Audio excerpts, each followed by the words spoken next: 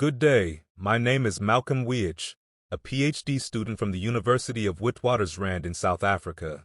Esteemed guests and colleagues, I stand before you to present the comparative analysis titled Investing in the Future, Green Technology and Youth Unemployment in the U.S. and South Africa. The research article being presented has been accepted for publication through the On Sustainability Research Network for issuance through the journal called the International Journal of Social Sustainability in Economic, Social, and Cultural Context, and is currently under peer review. For those who require it, we've provided two versions of this presentation, one with narration and one without. Accessibility is important to us, so please choose the version that best suits your needs. Our investigation traverses through critical keywords such as construction economics, funding conditionality, green foreign policy, and the pivotal role of youth unemployment in shaping a nation's future. These terms are not just academic jargon, but are the pillars supporting our discourse today. This research is proudly presented at the 20th International Conference on Environmental, Cultural, Economic, and Social Sustainability. It is not just an academic exercise, but a call to action for civil society, government, and businesses to pave the way for sustainable innovation. As we go through each slide, I invite you to reflect on how these elements interact to shape the pathways for a sustainable future, with a keen focus on the vibrant countries of the United States and South Africa. Thank you for joining me in this critical conversation. To start, we cast a spotlight on a pressing issue: the future of South Africa's youth in an evolving green economy. Statistics SA's 2022 report paints a stark reality. Over 60% of South Africa's working-aged youth are without jobs, fueling inequality and underscoring an urgent need for sustainable job creation. Why does this matter? Because this is not just a statistic, it's a reflection of unmet potential and untapped talent. But there's a beacon of hope: green technology. It's not just about preserving the environment, it's a catalyst for economic growth and a pivotal force in transitioning to a circular economy. Studies by Naidoo and Gaspertos in 2018, and further research by Weaich et al. In 2023, emphasize the potential of green technology to revolutionize job markets globally. As we proceed, remember, investing in green technology is investing in the future of the youth. It's about creating jobs that not only pay, but also preserve the planet for generations to come. Let's explore this further. In this segment of our discussion, the study delves into the research gap that exists at the intersection of international funding and sustainable development in South Africa. It tests the relationship between these two critical factors and observes the emerging patterns. What sets this study apart is its innovative approach. It analyzes how green technology investments, particularly those stemming from influential bodies like the World Bank and the IMF, impact youth unemployment. This analysis isn't conducted in isolation. It builds upon previous research across various domains to bridge gaps and identify trends. The significance of this investigation lies in its breadth and depth. Referencing seminal works from Aveiro et al. 2011 to more recent analyses by Weaich et al. 2023, it synthesized a broad spectrum of insights. These range from the impact of policy and funding conditionalities to the direct effects of green technology initiatives on the employment landscape. As we tread through the complex web of economic development and employment, the study illuminates the intricate dance between funding influx and job creation. It is a quest to understand if the current path we're on is indeed leading to a sustainable future for South Africa's youth. This slide brings us to the core issue at hand: the stark contrast between the high rates of youth unemployment in South Africa and the untapped potential of green technology to create sustainable jobs. As highlighted by the United Nations Environment Program and others in 2016, there exists a significant opportunity in harnessing green technology for job creation within sustainable development sectors. Yet, the problem is multifaceted and demands a multidisciplinary approach. The study probes the impact of foreign investment conditionalities on youth unemployment in South Africa. It's not merely looking at economic figures, it's exploring the holistic impact through various theoretical frameworks that include economic, social, and environmental factors. The questions it seeks to answer is clear. How do the conditions attached to international funding support or hinder the job prospects of South African youth? This investigation is crucial as it transcends the traditional boundaries of economic studies and calls for a solution that is as complex as the problem itself. The study unravels this conundrum, slide by slide, to seek pathways to a sustainable solution. In this pivotal section, we articulate the aim of our study. The study's objective is to dissect the impact of U.S.-sourced green technology investments and development finance on South African youth unemployment. These aren't just funds flowing in, they come with strings attached, conditions that shape outcomes. For the past 17 years, South Africa has witnessed shifts and trends. This study doesn't just chronicle these changes, it digs deeper, offering a multi-layered understanding of a complex problem. It is not content with surface-level observations. It seeks and successfully provides empirical evidence that can directly inform policy decisions. Why does this matter? Because at the heart of sustainable economic development and poverty alleviation lies the key to unlocking the potential of peripheral countries. Its references, ranging from Babb and Bira in 2005 to Scott in 2014, provide a scholarly backbone to its analysis of theory, supporting its quest to bridge the gap between investment and impact.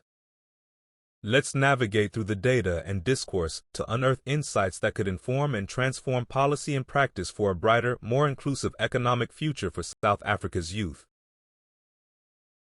As we delve into the heart of the study, we confront the central questions guiding our inquiry. The main research question probes the direct impact of U.S. green technology investments on youth unemployment in South Africa. This isn't merely about numbers, but the lives and futures of young South Africans. To dissect this further, it breaks down its main research question into three seminal sub-questions. First, it asks, what is the correlation between these U.S. investments and the trends of youth unemployment? This explores the relationship and patterns that may exist, whether causal, coincidental, or spurious. Next, it considers the broader effects with its second question, how do these foreign investments shape the trajectory of youth unemployment? Here, it looks at the long-term, systemic changes that these financial inflows might be instigating, investigting them using proven econometrics methodology. Lastly, it turns its attention to actionable insights with its third question, what policy changes could effectively address youth unemployment, benefiting not only South Africa, but also other peripheral countries? This is where the study transcends analysis and seeks to inform policy. Together, these questions form a lattice of inquiry, each one crucial to understanding and solving the complex puzzle of unemployment in the face of foreign investment. The study is now armed to tackle its main research question. As we move forward, let's clarify the study's roadmap with specific objectives and hypotheses that anchor this research. Objective 1 is to identify sectors that resonate with both U.S. and South Africa's joint policy goals. Where can collaborative efforts yield the most fruit in terms of employment and sustainability? Objective 2 is formed to clarify the impact of foreign investment conditionalities on the fluctuations of youth unemployment in South Africa.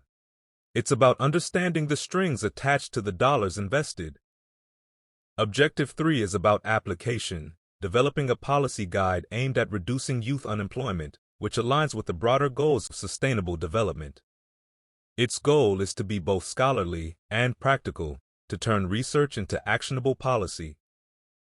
The research is underpinned by key assumptions. It trusts in the reliability of its data sources like the World Bank and the IMF. It posits that U.S. investments, with their conditionalities, have a significant impact on youth unemployment in South Africa, and that the U.S.-South Africa relations provide a solid comparative analysis framework due to the close relationship through AGOA. Its hypotheses are set to test these assumptions. H1 explores the existence of a link between U.S. investments and youth unemployment trends. H2 and H3 go further, proposing that targeted sustainable investments correlate with higher unemployment, potentially due to the transition to a green economy which requires new skills and displaces old jobs. In short, this research strives to uncover the nuanced dynamics of international funding and its implications on youth employment prospects, selecting to inform policies that can foster genuine, sustainable growth. In this next slide, we bridge the gap between theory and practice. The study's literature review is objective, seeking to validate which theoretical approach best explains the dynamics it's observing, the study's observed phenomenon in reality, as classified through the works of Aristotle. The study proves the 3 points from dependency theory. Firstly, P1. It demonstrates which sectors within U.S.-South Africa cooperation best embody the core periphery dynamics of dependency theory, the sustainable development sphere. This isn't just academic, it's about identifying where theory translates into tangible economic relationships. Secondly, P2. It's examining the real impact of investment conditionalities on these core periphery dynamics, especially how they affect the fluctuations in youth unemployment in South Africa. It essentially proves the implications of the strings attached to investments. Lastly, P3. It expands upon dependency theory's assumptions. It's not just critiquing but actively seeking solutions through policy amendments aimed at reducing youth unemployment, aligning with the Sustainable Development Goals to mitigate the negative effects of core periphery dynamics imposed on South Africa by the United States through influenced institutions like the World Bank and the IMF. The study's theoretical framework is comprehensive, grounded in dependency theory and structured around core economic hegemony, control tactics, and the economic impact on the periphery. It's through this lens that the study gathers its data, draws its inferences, and utilizes econometric tools to anticipate the outcome which, if unaddressed, will lead to the further decline and stagnation of sustainable youth employment. As we navigate through this framework, the study constantly cross-references empirical data with its theoretical base, ensuring that its conclusions are not just data-driven, but steeped in robust economic theory. Let's investigate what epistemology has been published on the study's background. This slide presents the scaffolding of the research, the literature review. It's where the study substantiates with empirical evidence and theoretical underpinnings. In the realm of green growth, it explores the impact of U.S. renewable energy investments on global economies and how this translates to developing nations like South Africa, a topic that Ockwell et al. 2008 have analyzed but remains underexplored for its full potential. Moving on to foreign priorities, it delves into the Foreign Assistance Act of 1961. This act sets the stage for U.S. foreign aid programs and shapes the involvement of the U.S. in multilateral institutions like the World Bank, defining the terms and priorities of U.S. participation in global financial policy, a topic explored by scholars such as Lancaster 2007 and Rodelet 2003. Then, it touches upon the concept of dependence. South Africa's socioeconomic landscape is heavily influenced by global financial policies that directly impact youth unemployment and economic dependencies. This has been discussed in depth by Bond, Chang, and Stiglitz and Pike in 2003, 2008, and 2004 retrospectively. Lastly, presidential powers under the International Financial Institutions Act of 1977 grants significant legal basis and power to U.S. presidential participation in global financial institutions. This act empowers the president to direct U.S. policy decisions within entities like the World Bank, as addressed in the works of Bird, Gould, and Woods in 2003 and 2014. Each piece of literature adds a layer of understanding to the intricate puzzle of international funding and its effects on youth unemployment in South Africa. This slide provides a window into the study's methodological approach, grounded in a positivist philosophy. It emphasizes empirical investigation and objectivity, employing a quantitative, multidisciplinary method that incorporates economic, social, and environmental perspectives. This study's methodology involves rigorous secondary data analysis, using advanced quantitative methods such as inferential statistics and the augmented Dickey-Fuller test, alongside the vector error correction model. It's not just crunching numbers, it's testing theory through an infocratic lens against reality, using powerful statistical software like SPSS to ensure the integrity of its data analysis. The data it's gathered, primarily from the World Bank, speaks volumes. Looking at these trends, it identifies a concerning persistence of high youth unemployment rates in South Africa, juxtaposed with the GDP growth and sustainable investments over time. Its data analysis employs time series analysis, including the Johansen cointegration test, to understand the long-term relationships. Its sampling frame focuses on data from the U.S. and South Africa, with a particular interest in green technology investments and their correlation with youth unemployment. This comprehensive approach allows the study to draw robust conclusions that can withstand the scrutiny of the most rigorous academic and policymaking standards. Through this meticulous methodology, it sheds light on the systemic dependencies that challenge youth employment and economic growth in the context of international relations and investment policies. As we turn our attention to the results of the study, we grapple with some compelling findings. Addressing its first sub-question on the correlation between U.S. investments and youth unemployment trends in South Africa, it uncovered a moderate positive correlation between U.S. sustainable investments and higher youth unemployment rates in both the U.S. and South Africa. This counterintuitive finding suggests that despite economic growth, these investments may not be directly tackling the challenge of youth unemployment. This warrants a deeper dive into the nature of these investments and their real-world implications on the job market. The table displayed here shows Pearson's correlations, which informs of the strength and direction of the relationship between variables. With a significance level that prompts the observer to take notice, it identifies a pattern emerging from the data extracted from the World Bank. Accompanying this is Figure 1, which visualizes the percentage of unemployed youth in South Africa, illustrating the fluctuations over the years. This data, represented in a time series graph, adds a visual dimension to its statistical findings, underscoring the need for nuanced interpretation and targeted policy responses. In essence, these results form the backbone of the study's argument that while sustainable investments are critical, their role in reducing youth unemployment may not be as straightforward as previously thought.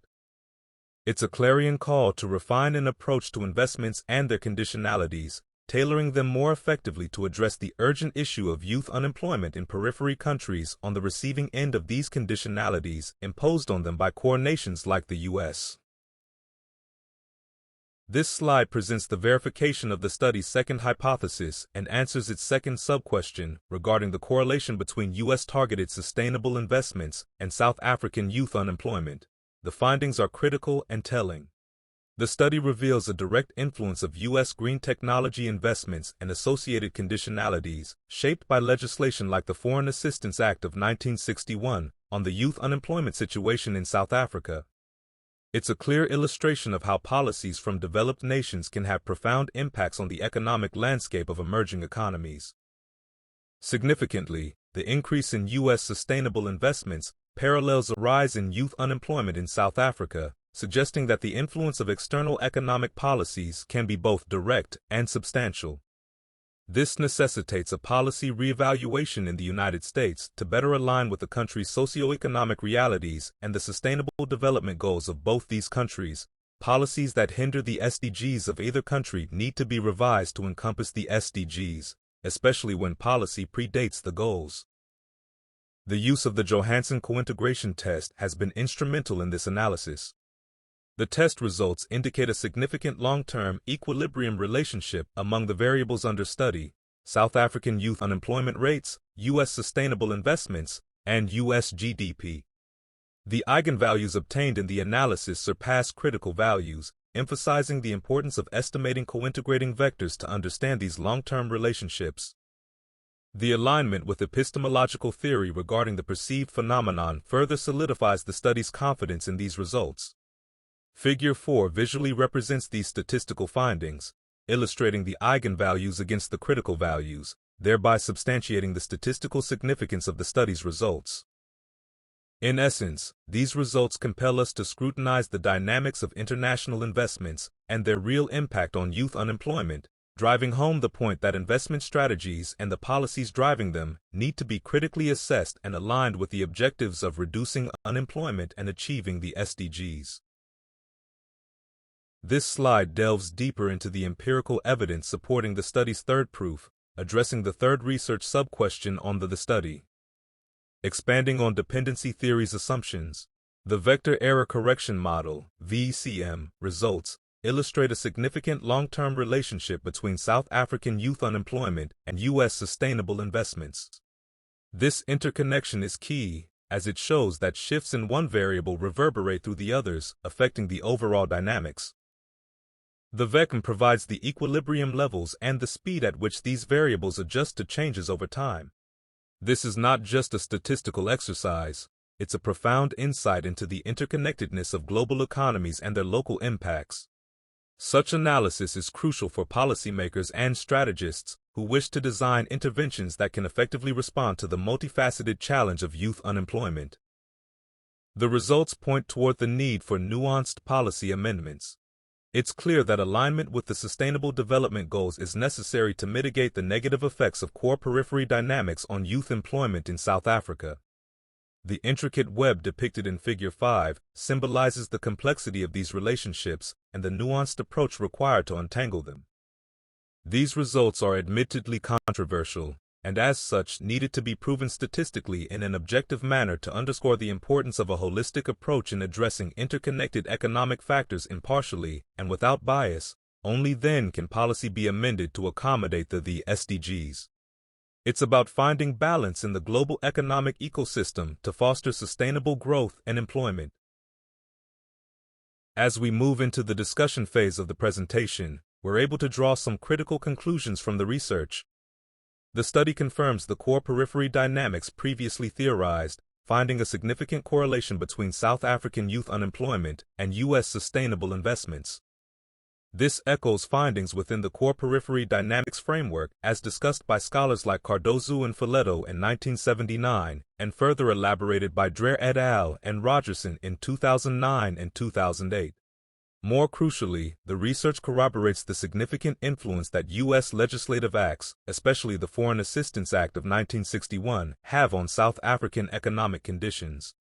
This legislation, along with other U.S. policies, appears to play a pivotal role in shaping the unemployment and poverty rates in South Africa, as explored in the works of Bell and Blanchflower in 2001 and Weaich et al. In 2023. The findings are robust, but they paint a complex picture. While U.S. investments are ostensibly aimed at promoting development, they may also inadvertently perpetuate dependency and unemployment, suggesting an urgent need for policy reevaluation and realignment with sustainable development goals. This discussion brings to light the multifaceted impact of international policies and investments on emerging economies. It is a call to policymakers to consider the nuanced effects of their decisions and the importance of tailoring interventions to the specific socioeconomic realities of countries like South Africa. We've now reached the culmination of the presentation, where we crystallize the findings into actionable insights. The research has revealed a significant correlation between the financial interventions by institutions like the World Bank, IMF, and U.S. investments, and the trends in youth unemployment in South Africa. This underscores the urgency for theoretical SDG approaches to be revisited.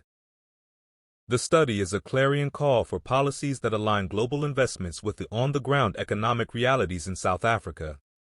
It advocates for sustainable growth that genuinely addresses youth unemployment, which necessitates swift policy amendments in line with the Sustainable Development Goals. Turning to recommendations, the study proposes a two-pronged approach. Firstly, amendments that align U.S. and South African aid and funding through global institutions like the World Bank and IMF to consider the SDGs, addressing financial equity and youth unemployment. This includes revising the Foreign Assistance Act of 1961 and the International Financial Institutions Act of 1977 to reflect contemporary sustainable development goals and the unique investment landscape of today. For South Africa, it suggests enhancing the YES initiative to create more green jobs and amending acts like the Small Business Act and the B Act to stimulate growth in sustainable sectors, allowing South Africa to accept funding but alter the terms of the conditionalities should they be found to be in violation of the SDGs. These policy changes are poised to create a more favorable environment for sustainable sector growth and economic empowerment. In conclusion, while the findings are robust, the path forward is not set in stone. It's an iterative process of review and realignment, with the ultimate goal of fostering an environment where sustainable investments translate into real employment opportunities for the youth of South Africa. As we wrap up, I'd like to extend my heartfelt gratitude to each one of you for your engagement and insightful contributions throughout this presentation. It's been a privilege to share on this platform with such an esteemed audience and to discuss the crucial issues surrounding sustainable development and youth unemployment. I encourage all of you to connect for further discussions or inquiries. My details are on the screen, including my contact at Weaich Quantity Surveyors. Let's continue to build sustainable futures, one home at a time. If you're interested in more detailed discussions or collaborations, feel free to reach out through the provided contact details or scan the QR code to access my LinkedIn profile, where I encourage engagement and discourse on the subject matter. Thank you once again for your time and attention. Let us take forward the insights from today and work together towards creating impactful policies and strategies that will shape a brighter, more sustainable future for our youth. Warm regards from the warm and welcoming South Africa. As we conclude, I'd like to acknowledge the wealth of academic work that has underpinned the research. This comprehensive list of references includes seminal works and contemporary studies that have informed our understanding of the complex interplay between international funding and youth unemployment. From the pioneering theories of Arnett and the critical insights of Cardozo and Folletto on dependency theory, to more recent analyses by authors like Dreher et al. On the nuanced impacts of international policies, each source has been instrumental in shaping the study. The references span a range of topics, including global financial dynamics, sustainable development, the intricacies of policymaking, and the socioeconomic factors that drive youth employment trends.